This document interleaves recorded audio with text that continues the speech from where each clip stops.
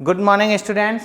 आज हम पढ़ेंगे पंचम पाठ सुक्ति मौक्तिकम। इसमें कुछ शिक्षा प्रद श्लोक है, उनसे शिक्षा ग्रहण करेंगे। तो शुरू करते हैं। वृत्तम यत्नेन संरक्षित। वृत्तम यानी चरित्र की यत्न से प्रयत्न पूर्वक संरक्षित सुरक्षा करनी चाहिए, यानी अपना मान सम्मान है उसका प्रयत्न करके हमें सुरक्षा करनी चाहिए। वित्तम एति च याति च। वित्तम यानी धन, तो एति यानी आता और जाता रहता है, अर्थात चरित्र की हमें रक्षा करनी चाहिए, जबकि धन तो क्या है, आता जाता रहता है। अक्षिणो वित्ततः क्षीणो, अर्थात धन के चले जाने पर अक्षिणो कुछ भी नष्ट नहीं हुआ। वृत्तस्तस्तु हतो हत, लेकिन चरित्र चला गया तो सब कुछ नष्ट हो गया, अर्थात अपना मान सम्मान, अपने इज्जत की जो है ज़्यादा से ज़्यादा रक्षा करने का प्रयत्न करना चाहिए, जबकि धन का नहीं। धन तो क्या है, आज है कल नहीं है, तो धन आता जाता रहता है। तो इस श्लोक में जो है वृत्तम, वृत्तम का अर्थ होता है चरित्र, और वित्त, वित्त यानी धन, दोनों वर्ड लगभग मिलते जुलते हैं। वृत्तम यानी चरित्र, वित्त यानी धन। देखो इसका हिंदी अनुवाद देखते हैं। धन तो आता और जाता रहता है, पर अपने चरित्र की रक्षा यत्न पूर्वक करनी चाहिए, यानी कैसा भी हो अपने मान सम्मान की रक्षा करनी चाहिए, चरित्र की रक्षा करनी चाहिए। धन से क्षीण हो जाने पर भी मनुष्य नष्ट नहीं होता है। अगर धन समाप्त नष्ट हो जाता है तो मनुष्य का कुछ भी नहीं जाता है, पर यदि उसका चरित्र नष्ट हो गया तो संपूर्णतः नष्ट हो जाता है। ठीक है, तो चरित्र की कितने भी प्रयत्न करके हमें रक्षा करनी चाहिए। सेकंड श्लोक देखते हैं।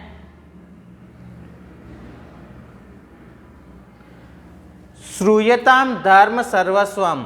श्रूयताम सुना जाए, धर्म सर्वस्वम धर्म का सार, अर्थात जो धर्म के ग्रंथ है, धर्म की बातें वो हमें सुननी चाहिए। श्रुत्रा चेवा वर्धयताम, और सुन करके उन्हें ग्रहण करना चाहिए, अर्थात धारण करना चाहिए। जो भी हम अच्छे वाक्य सुनते हैं, अच्छी सुक्तियाँ होती है, धर्म की जो बातें होती है, कर्तव्य की जो बातें होती है, वो हमें सुननी चाहिए और सुनकर उन्हें जीवन में उतारना चाहिए। आत्मना प्रतिकूलानी, जो हमें अपने लिए प्रतिकूल लगता है, अर्थात जो हमें अच्छा नहीं लगता है, हमें ये लगता है ये चीज़ गलत है, परेशान न समाचार, तो वैसा व्यवहार हमें दूसरों के साथ भी नहीं करना चाहिए। सिंपल सा है, धर्म की बातें सुननी चाहिए और सुनकर उन्हें ग्रहण करना चाहिए, जीवन में उतारना चाहिए। आत्मना प्रतिकूलन, जैसा व्यवहार हम अपने साथ नहीं चाहते हैं, परेशान न समाचार, तो हमें वैसा दूसरों के साथ भी नहीं करना चाहिए। परेशान यानी दूसरा, ऐसा हमें दूसरों के साथ नहीं करना, अर्थात हम चाहते हैं कि हमारे साथ अच्छा व्यवहार हो, तो हमें भी ऐसा करना चाहिए कि दूसरों के साथ हम वैसा व्यवहार नहीं करें कि उनको अच्छा नहीं लगे। देखो हिंदी अनुवाद।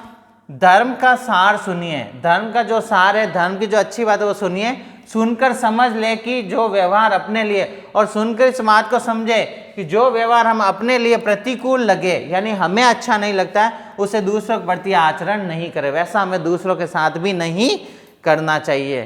ठीक है, ये कुछ अच्छी बातें हैं जो आप अपने जीवन में ग्रहण करें। नेक्स्ट श्लोक देखो, बहुत अच्छा श्लोक है। प्रिय वाक्य प्रदानेन सर्वे तुष्यन्ति जंतवः तस्मात् तदेव वक्तव्यम वचने का दरिद्रता। प्रिय वाक्य प्रदानेन, अच्छी मीठी वाणी बोलने से सर्वे तुष्यन्ति जंतवः, सभी प्रसन्न होते हैं। जंतवः जितने भी सुनने वाले होते हैं, जीव जंतु नहीं या मनुष्य भी है, जितने भी जीवित लोग हैं, तो सभी तुष्यन्ति जंतवः, सभी जंतु प्रसन्न होते हैं, अर्थात जितने भी प्राणी होते हैं वो सारे प्रसन्न होते हैं। अगर हम अच्छी वाणी बोलेंगे तो यह सुनकर के सभी प्राणी प्रसन्न होते हैं। तस्मात् तदेव वक्तव्यम, तो ऐसा ही बोलना चाहिए। वचने का दरिद्र, और ऐसे बोलने में कंजूसी नहीं करनी चाहिए। तो हमें हमेशा मीठा बोलना चाहिए और मीठी वाणी बोलने में कभी कंजूसी नहीं करनी चाहिए। देखो हिंदी अनुवाद। सभी प्राणी मधुर वचनों के बोलने से प्रसन्न होते हैं, अतः वैसा ही बोलना चाहिए। मधुर बोलने में कैसी कंजूसी, हमें कैसी कंजूसी, हमें सबसे मधुर वाणी में बातचीत करनी चाहिए। तो हमारी वाणी में मधुरता होनी चाहिए, इससे ये सीख सकते हैं। नेक्स्ट आता है जो हमने 8 में भी पढ़ा था श्लोक। पीबंती नद्य स्वयं ना अम्ब। पीती है नदियाँ स्वयं ही, नहीं अम्ब, अर्थात नदियाँ स्वयं जल नहीं पीती है। स्वयं न खादंती फलानी वृक्षः, स्वयं नहीं खाते हैं फलों को वृक्ष।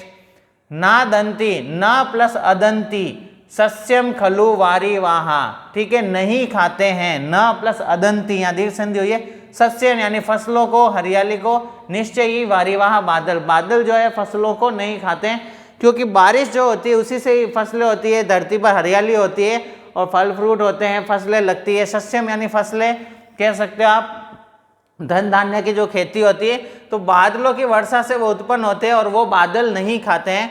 परोपकाराय संता विभूति है, परोपकार के लिए ही सज्जनों की संपत्ति होती है, यानी जो अच्छे लोग होते हैं, जो त्याग करने वाले लोग होते हैं, उनकी संपत्ति परोपकार के लिए ही होती है। जैसे मान लीजिए कि ये नदी है, नदी हो गई कौन सी, संत यानी सज्जन लोग, और इनकी संपत्ति है जल, जो दूसरों के परोपकार के लिए होती है। जैसे वृक्ष है, इनकी संपत्ति फल होती है, अर्थात इनके पास जो भी होता है वो फल होता है, वो दूसरों के लिए होता है, उसके बदले वो कुछ नहीं लेते हैं।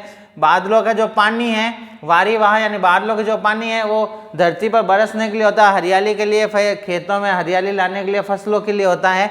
तो इस प्रकार से बताया है कि जो सज्जन व्यक्ति होते हैं, उनकी जो संपत्ति होती है, उनके पास जो भी होता है वो दूसरों पर उपकार के लिए काम में लिया जाता है। जैसे देखिए, नदियाँ स्वयं जल नहीं पीती, वृक्ष स्वयं फल नहीं खाते, बादल स्वयं फसल नहीं खाते, सज्जनों की समृद्धि दूसरों की भलाई के लिए होती है। सज्जनों के पास जो भी संपत्ति है, समृद्धि है, वो सब दूसरों की भलाई के लिए होती है। आज हम 4 श्लोक ही करेंगे, नेक्स्ट क्लास में नेक्स्ट 4 श्लोक करेंगे। Thank you.